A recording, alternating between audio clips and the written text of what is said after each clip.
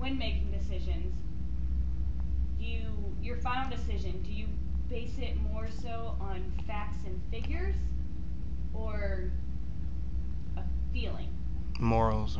morals and A combination, like you do in everyday life. A combination. Um, there are. I think that we have a hierarchy of our beliefs. We have central values that cannot that are just sacrosanct. That's not going to change. And there have been times when I've wanted to understand. I think that people mistake in other people. They know it to be true. We know it to be true in ourselves, but I think that we don't think it's true in others. That it is not true that I am always in agreement with my values. Talk about cognitive dissonance.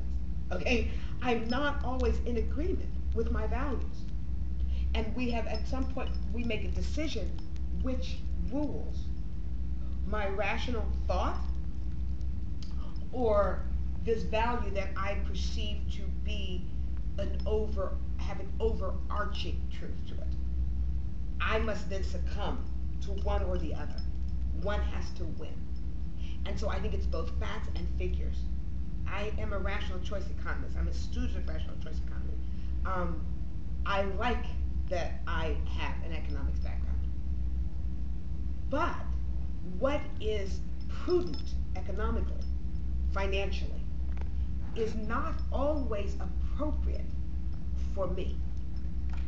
And so I think those two things you have to choose and then be willing. I think the issue is not the choice. I think the issue is whether or not we want to bear the cost. Right? Like earlier, it was practical for me to have received the money. If my principles are going to weigh out, then I have to be ready to bear the weight. Again, Michael's question. I don't think decisions are difficult. I think our willingness to bear the cost of the appropriate decision is what's in question. And I think that sometimes we're just not willing to bear the cost. And so I think with there's no value involved, there's no fundamental belief system that's being accosted. I go with practicality. I go with numbers. I'm huge into research. I research things to nausea.